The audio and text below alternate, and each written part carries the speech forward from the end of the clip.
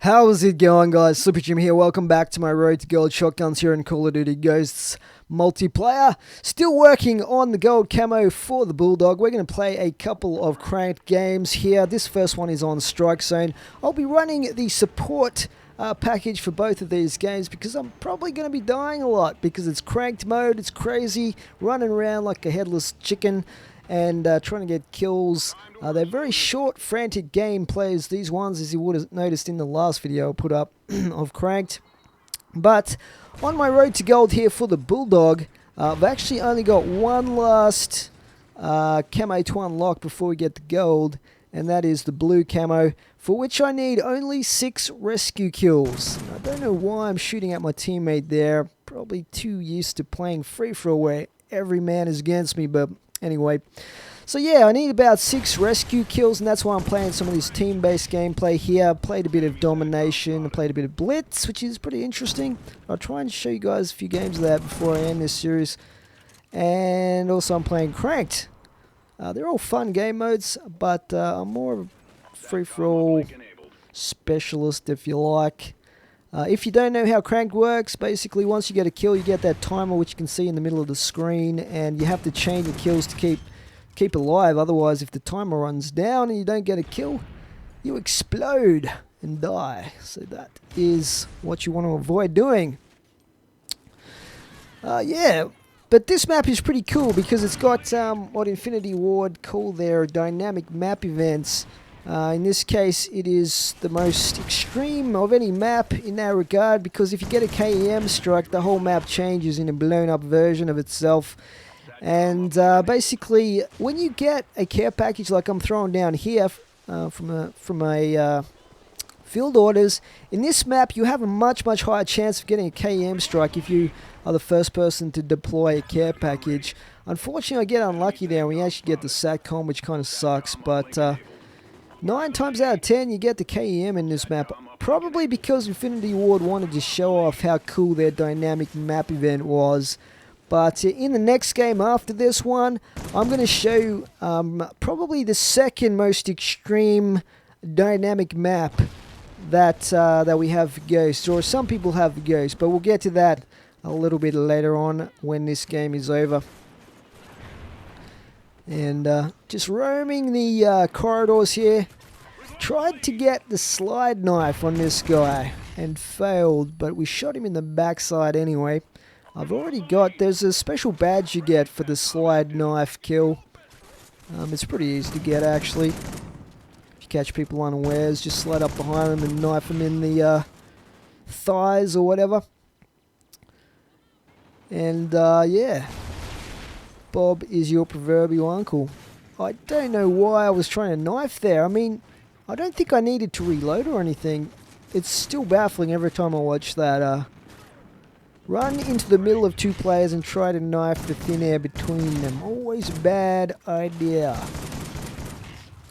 And take out one of the 3 there. The other 2 get me. But we're about halfway through the game here. The one thing about this cranked mode that I think they need to improve is the score limit, because get a nice double kill there. The triple feed. But one thing they need to improve is the score limit in this mode, because the games are way too short. They're like 6 or 7 minutes, and I know it's supposed to be a fast-paced game type, but you don't really have much of a chance to use any high-tier kill streaks if you get them. Like you'll see in this game, by the time I get to my highest tier kill streak, the game ends just as I get it. I don't even get a chance to use it. I mean, some of the kill streaks, especially with the support package, are not going to really be getting you too many kills to keep your chain going. But I've actually managed to get kills with my Odin before by dropping care packages on the enemy's heads, which is pretty funny. Or of course, if you get and look at this, guys, look at this, look how short my time is. Look at, where is the kill? I need a kill. And on at like 0.7 of a second we're left on the clock, we get a kill there to extend our lifetime. So that was pretty intense. But yeah, what was I saying? The other thing that can get you kills with the support Odin kill streak reward is your your death machine jug. I don't think they call it a death machine, do they, in this? But you know what I mean, right? The minigun, dude. And there we go. So we get the Odin, and the game instantly ends because the score cap is too low, guys. But yeah, that was Strike Zone, and we went 16-5. We got 1 assist kill. So yeah, not too bad, I guess. The next map is going to be Free Fall, another cranked game here. This is the map that you got if you pre-ordered the game, which a lot of people did. And as you can see by the picture, it's basically a skyscraper that is collapsing around you throughout the game. So every few minutes it will collapse down a little further and will change dynamically and shake and all that. So you can see like the buildings around it moving. It's actually really cool. It's a little bit confusing though when you start playing this. It's kind of like a maze. Like there's upside down elevators and crazy stuff like that. That you have to navigate through, and it's kind of counterintuitive where people camp in this map. Instead of using the lines of sight lengthways down the map where there's some really long corridors, especially on one side, they will camp to the sides, like where the glass hallway is that you'll see a bit later, and they'll shoot you as you run through this section. It's not too bad of a map for shotguns, but it's not as good as you might think it would be with some of these close quarter areas. Just because people tend to camp a lot in this map, even more than the other maps. And I've noticed a lot of people seem to be using the lean from cover dealy. That probably to unlock some of the camos for their assault rifles and things like that, but they'll do that in this map especially. There's some good spots for that, and they're super hard to kill when they're poking their nose around a corner. But yeah, we're on what, 6-2 at the moment, and I've got pretty much the same setup I had in the last game. This is this section here where people camp up here and just shoot out these windows, and I'm using a 9-bang here. It actually helps me get a kill, which is crazy because that thing is not good. Like, the 9-bang would be awesome if it just didn't have that really long, like, deployment animation. Like, it's a good idea. Like, it's a super powerful combination of flash and EMP grenades, but it just takes too long to throw that thing, even if you don't wind it up too much. And that's why I usually just use the regular stun grenades. Or not stun, flash grenades, because you can just throw them out super fast.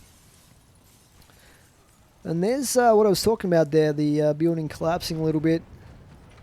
It's really cool how it does that. But yeah, so in this game we're even closer. I think we've only got about 4 rescue kills we have to get to gold here.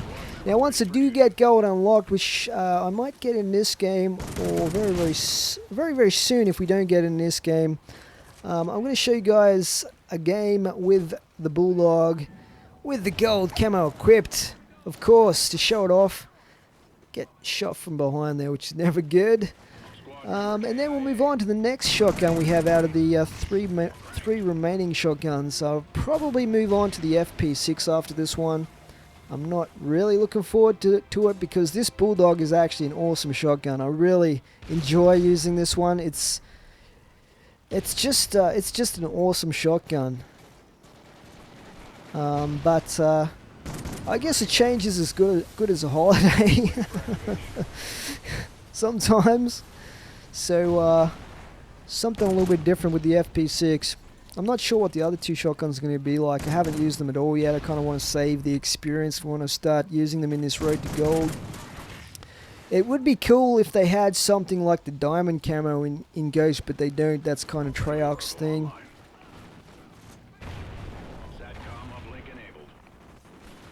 But I've nearly got my Odin unlocked here.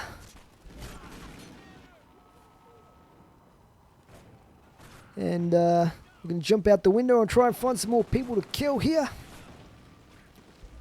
I'm not sure if we win this game or not.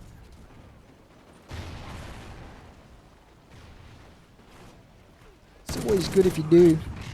So there we go, we get the Odin.